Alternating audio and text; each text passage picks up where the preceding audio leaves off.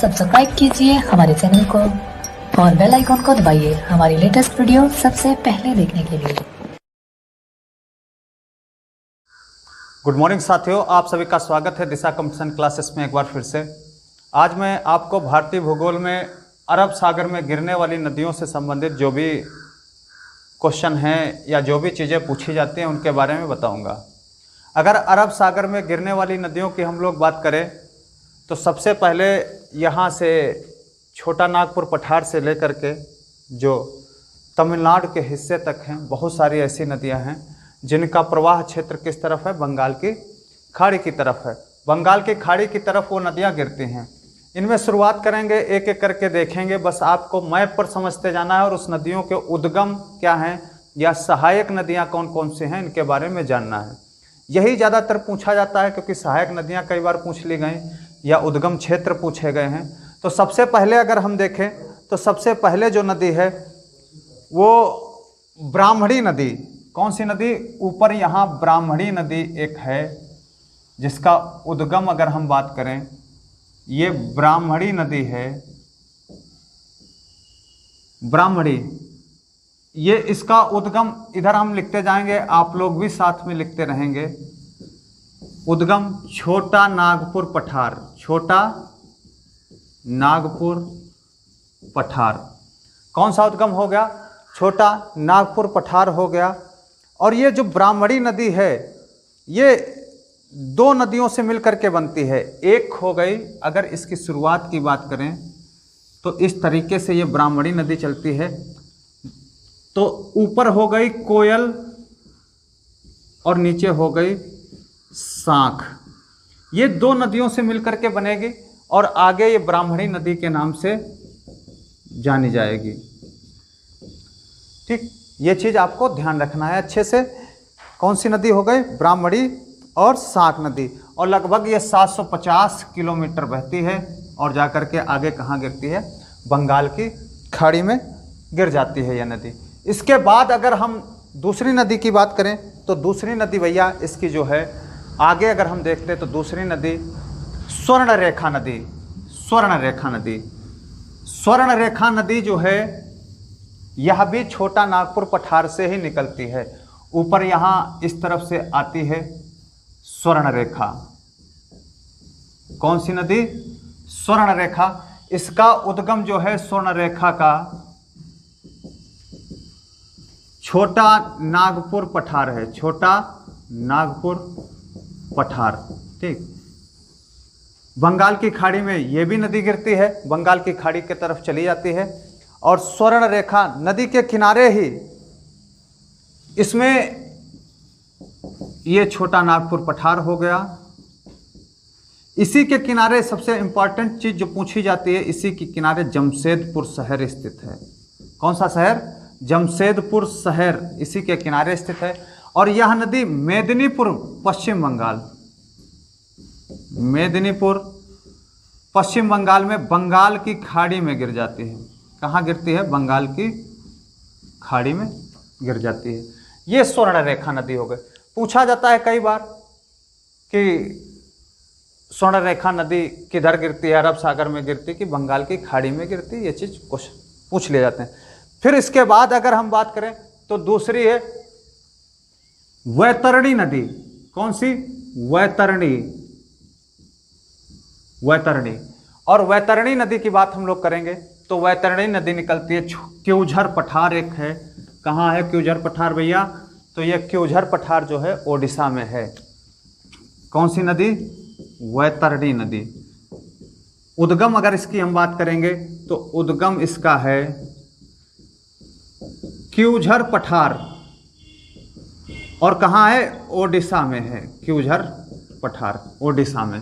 बस इतनी चीज आपको ध्यान रखना है कि बंगाल की खाड़ी में गिरेंगी और क्योझर पठार हो गया। सॉरी, टॉपिक सबसे ऊपर ये जो है ये ध्यान रखना है। कौन सा था? बंगाल की खाड़ी में गिरने वाली। लिख दिया था मैंने अरब सागर में, बंगाल की खाड़ी में। मेन टॉपिक ही गलत हो गया, ध्यान रखिएगा। बंगाल की खाड़ी में गिरने वाली नदियां ये सारी हैं, अरब सागर में नहीं, सॉरी, ध्यान रखिएगा आप लोग। ठीक, दूसरा, इसके बाद अब जो इंपॉर्टेंट नदियां शुरू हो जाती हैं, इसके बाद है महानदी। महानदी, महानदी की अगर हम लोग बात करें तो यहां से महानदी निकलती है छत्तीसगढ़ से, रायपुर जिले के सिंघावा नामक स्थान से। सिंघावा जो एक स्थान है छत्तीसगढ़ का, रायपुर में, वहां से निकलती है महानदी। कौन सी नदी? महानदी। महानदी रायपुर के सिंघावा से यह नदी निकलती है और कहाँ यह स्थित है? छत्तीसगढ़ में स्थित है, छत्तीसगढ़ में। इस नदी की सहायक नदियां आपको ध्यान रखना है। सहायक नदियां, सहायक नदियों की हम लोग बात करेंगे तो सहायक नदी इसकी शिवनाद है। कौन सी है? शिवनाद। इस तरफ से आती है एक नदी शिवनाद, हसदो, मांड, ये सब कौन सी हैं? इसी की सहायक नदियां हैं। डूब, कौन सी हो गई? डूब हो गई, ये एक सहायक नदी हो गई। जोंक और तेल, ये इसकी सहायक नदियां भैया हो गए। ये आपको इनको ध्यान रखना है, बहुत अच्छे से इनको ध्यान रखना है। और महानदी जो है यह 851 किलोमीटर बहती है। कितना बहती है? 851 किलोमीटर, ये आपको ध्यान रखना है। ओडिशा के कटक में जब ये पहुंचेगी तो कटक में यह नदी दो हिस्सों में बट जाती है, एक कटजूसी, दूसरी विरूपा। जब बंगाल की खाड़ी में गिरेगी तो ओडिशा के कटक में यह दो हिस्सों में बट जाएगी, एक बिटजूसी और दूसरी विरूपा। यह दो हिस्सों में बट करके किस में मिल जाती है? आगे जा करके यह आगे बंगाल की खाड़ी में मिल जाएगी। ठीक, बंगाल की खाड़ी में ये महानदी हो गई। इसी के ऊपर परियोजनाओं की बात करें तो परियोजनाएं इसकी ध्यान रखना, बहुत खास करके एक परियोजना आपसे पूछी जाती है। सबसे पहले हीराकुंड परियोजना पूछा जाता, बहुत बार पूछा गया है पेपर में। हीराकुंड परियोजना है, तिकरपाड़ा है, कौन सी है? तिकरपाड़ा। बरोज बांध है, जिसमें से हीराकुंड जो आपका है ये बहुत ही इंपॉर्टेंट है। हीराकुंड परियोजना किस नदी पर है? तो हीराकुंड परियोजना बच्चों किस पर है? महानदी के ऊपर है। ठीक, ये शुरुआत की 4 नदियां हो गई, आपको ध्यान रखना। ये सब कहाँ गिर रही हैं? सब बंगाल की खाड़ी में गिर रही हैं। फिर उसके बाद में प्रायद्वीपीय भारत की सबसे इंपॉर्टेंट नदी जो है बंगाल की खाड़ी में गिरने वाली, वो कौन सी हो गई? गोदावरी। कौन सी? गोदावरी। गोदावरी की बात करें तो गोदावरी, हेडिंग डाल लीजिए, गोदावरी निकलती कहां से? सबसे पहले आपको ध्यान रखना है, गोदावरी नदी भैया त्र्यंबकेश्वर पहाड़ी से, महाराष्ट्र में त्र्यंबकेश्वर नामक स्थान से, त्र्यंबक एक स्थान है, यहां से निकलती है गोदावरी। गोदावरी कहां से निकलती है? त्र्यंबकेश्वर पहाड़ी जो हैं ये कहाँ है? महाराष्ट्र में है। कहाँ है? महाराष्ट्र में है। यहाँ से कौन सी नदी निकलती है? गोदावरी नदी आपकी निकलती है, त्र्यंबकेश्वर। इसकी लंबाई की अगर हम लोग बात करें तो यह दक्षिण भारत की सबसे लंबी नदी है। दक्षिण भारत की सबसे लंबी नदी है, 1465 किलोमीटर। कितनी लंबी है? 1465 किलोमीटर लंबी है। इसकी सहायक नदियाँ ध्यान रखना है, बहुत बार पूछा गया और पूछा भी जाता है। सबसे पहले प्रणाहिता, कौन सी है? प्रणाहिता। पूर्णा, पूर्णा, प्रणाहिता हो गया, पूर्णा हो गया। फिर है दूधना, पेनगंगा। कौन सी? पेनगंगा हो गई, पेनगंगा हो गई। फिर उसके बाद में वर्धा, वेनगंगा, इंद्रावती। कौन सी हो गई? इंद्रावती। ये सब सहायक नदी हो गए। और दक्षिण तरफ से एक नदी मिलती है इसमें, मंजिरा। बहुत इंपॉर्टेंट नदी, कई बार पेपर में भी पूछा गया है। मंजीरा किसकी सहायक नदी है? पेनगंगा, वेनगंगा, ये सब, वर्धा, पूर्णा, प्रणहिता, ये सब टीटी के आपके जो एग्जाम है वहाँ भी पूछे जाते हैं, या अन्य एग्जाम जो भी आते हैं, यहाँ तक कि आरओ हो गया, पीसीएस हो गया, इनमें भी ये क्वेश्चन पूछे जाते हैं नदी से रिलेटेड जितने भी हैं। ठीक, गोदावरी नदी बंगाल की खाड़ी में गिरती है। ठीक, सबसे लंबी नदी है, इसको दक्षिण की गंगा भी कहते हैं, लंबाई के कारण इसे दक्षिण की गंगा, कभी कभी इसे वृद्ध गंगा भी कहते हैं। और वृद्ध गंगा को लेकर के कावेरी और गोदावरी में हमेशा कंफ्यूजन बना रहता है, अभी तक इसको सॉल्व नहीं कर पाए हैं। अक्सर दोनों में विवाद हमेशा बना रहता है, कौन सी इसमें से वृद्ध गंगा है। ठीक, आपको ध्यान रखना है। और राजमुंदरी के निकट इस पर एनीकट बांध बना हुआ है। कहाँ बना है? एनीकट बांध जो है वो राजमुंदरी के निकट, राजमुंदरी के निकट एनीकट बांध इसके ऊपर बना है। और यह सर्वाधिक जो है महाराष्ट्र के अंदर प्रवाहित होती है, इसका जल क्षेत्र जो है महाराष्ट्र में सर्वाधिक है। ठीक, ये हो गई आपकी गोदावरी नदी हो गई। बहुत ज़्यादा आपको याद करने की कोई ज़रूरत नहीं, सिर्फ आप इसका उद्गम याद रखिए, इसकी सहायक नदियाँ याद रखिए, लंबाइयाँ पूछी नहीं जाती हैं, या उससे संबंधित जो फैक्ट हैं वो आपको ध्यान रखना है, जैसे वृद्ध गंगा, दक्षिण की गंगा, बृहत गंगा, ये इस तरीके के क्वेश्चन पूछ लिए जाते हैं, वो सब आपको केवल याद रखना है, इससे ज़्यादा कुछ नहीं पूछते इसमें है। फिर इसके बाद अगर हम देखें तो इसी महाराष्ट्र से एक नदी निकलती है, कृष्णा नदी, महाबलेश्वर पहाड़ियों से कौन सी नदी निकलती है? कृष्णा नदी। भैया आपको यह ध्यान रखना है, कहाँ से निकलती है? महाबलेश्वर से। महाराष्ट्र में ही महाबलेश्वर है जहाँ से यह नदी निकलती है। ठीक,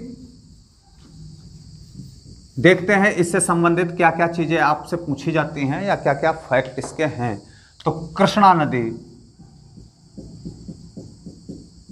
पहली बात, यह दक्षिण भारत की दूसरी सबसे लंबी नदी है। सबसे लंबी नदी कौन सी हो गई? गोदावरी। दूसरी सबसे लंबी नदी कौन सी हो गई? कृष्णा नदी हो गई। और इसका उद्गम कहाँ हो गया? महाबलेश्वर हो गया। कहाँ हो गया भैया? महाबलेश्वर। कहाँ है? महाराष्ट्र में। ये इसका उद्गम हो गया महाबलेश्वर। ठीक, ये चीज़ ध्यान रखना आपको है। और कृष्णा नदी की सहायक नदियां जो भी हैं वो हम लोग एक बार देख लेते हैं, उनको सहायक नदियां कौन कौन सी कृष्णा नदी की हैं। तो सहायक नदियां इसकी कोयना, कौन सी है? कोयना हो गई। फिर उसके बाद में अगर बात करें तो हम लोग देखेंगे यरला। कौन सी? यरला है इसकी सहायक नदी। फिर आगे अगर हम देखें सहायक नदी इसकी तो घाट प्रभा, माल प्रभा। कौन सी? घाट प्रभा हो गई और माल प्रभा हो गई। ये सब इसकी सहायक नदियां हैं। और दूसरी तरफ से देखें वर्णा,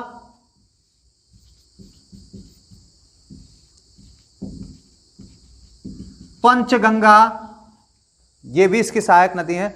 दूध गंगा,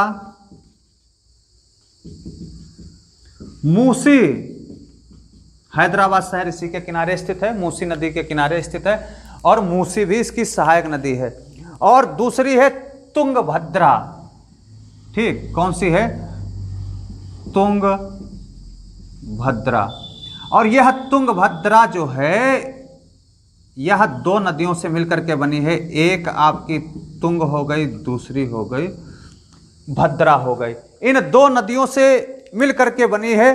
तुंग जो है ये गंगा मूल नामक स्थान से निकलती है। कहाँ से निकलती है? गंगा मूल नामक स्थान से निकलती है। और दूसरी जो है भद्रा, ये काडूर से निकलती है। कहाँ से? काडूर से। इसी तुंगभद्रा की सबसे बड़ी जो सहायक नदी है, तुंगभद्रा की सबसे बड़ी सहायक नदी वो हगरी है। हगरी।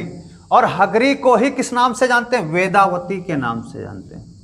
वेदावती भैया किस नाम से जानते हैं हम लोग? हैं वेदावती के नाम से जानते हैं। ये महत्वपूर्ण जो इसकी नदियां थी, सहायक नदियां थी, उनकी बात हम लोग कर रहे थे।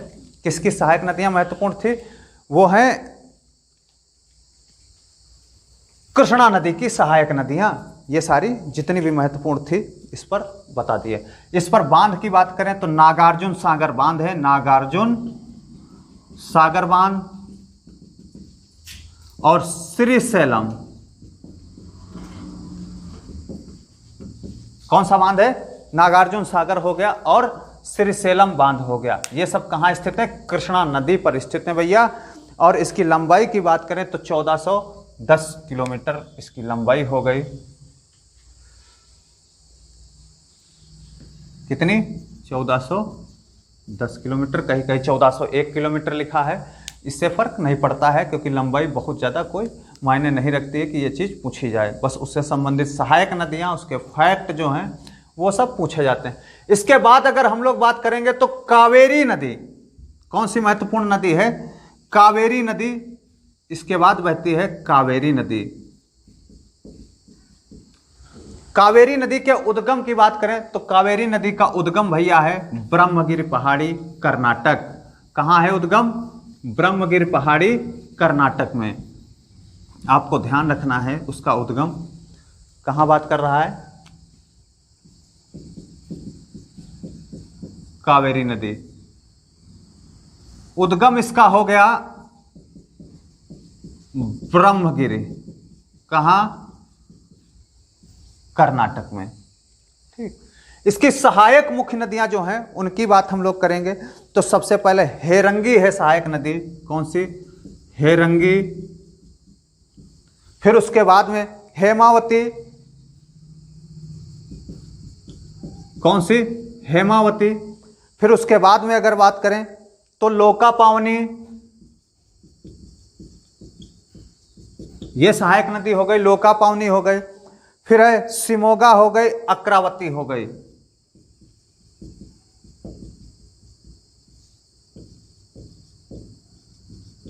ये अक्रावती हो गए, ये सहायक नदियां हो गए। इसके अतिरिक्त अगर बात करें तो लक्ष्मण तीर्थ, लक्ष्मण तीर्थ, कबिनी, कबिनी हो गई, सुवर्णवती, भवानी, अमरावती। सुवर्णवती, भवानी हो गई, अमरावती हो गई। इसी के किनारे तेलंगाना की नई राजधानी बसी हुई है, अमरावती के किनारे। ये सब कहाँ हो गई? सॉरी, इसको अमरावती ऊपर से कर देते हैं, ऊपर ये अमरावती ऊपर से आती है। ठीक, तो ये किसकी सहायक नदियां हो गई? कावेरी की सहायक नदियां हो गई। जब आप एक डायाग्राम बना लेंगे तो आपके दिमाग में बिल्कुल अच्छे से बैठ जाता, कोई भी चीज हो वो अच्छे से बैठ जाएगी। और कावेरी नदी जो है ये बंगाल की खाड़ी में गिरने से पहले दो शाखाओं में ये भी बन जाती है। एक इसकी शाखा कोलोरून, कोलेरून के नाम से जानी जाती है और दूसरी शाखा इसकी दक्षिण में जो है वो कावेरी के नाम से जानी जाती है।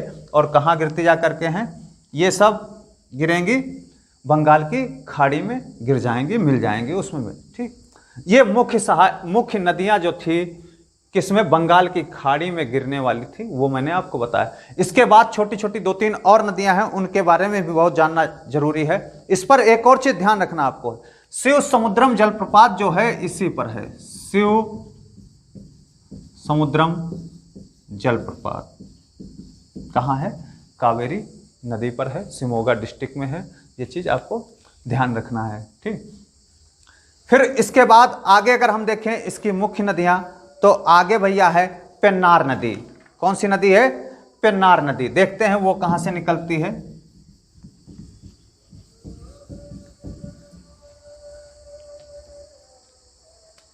पेन्नार नदी, हेडिंग डाल लीजिए आप लोग,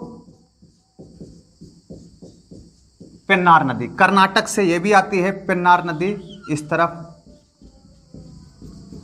पेन्नार नदी। पेन्नार नदी आने से पहले दो शाखाओं में रहती है। उद्गम के समय दो शाखाएं हैं, एक है आपकी उत्तरी पेन्नार, दूसरी है दक्षिणी पेन्नार। उत्तरी पेन्नार नंदीदुर्ग से, कहां से आती है? नंदीदुर्ग जिला है कर्नाटक का, वहां से। और दूसरी है दक्षिणी पेन्नार,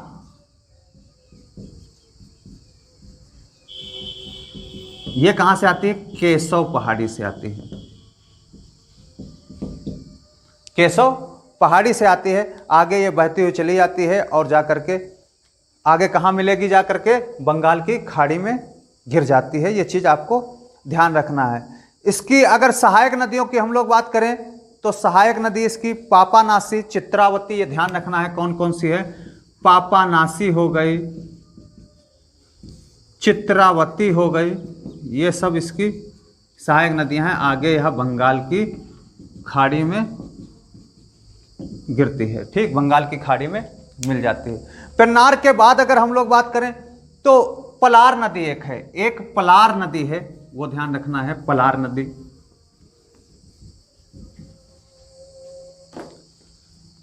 पलार नदी कौन सी, पलार नदी, ठीक। पलार नदी के उद्गम की हम लोग बात करें तो पलार नदी का उद्गम जो है वो कर्नाटक में है, कोलोरू नामक स्थान पर, कर्नाटक में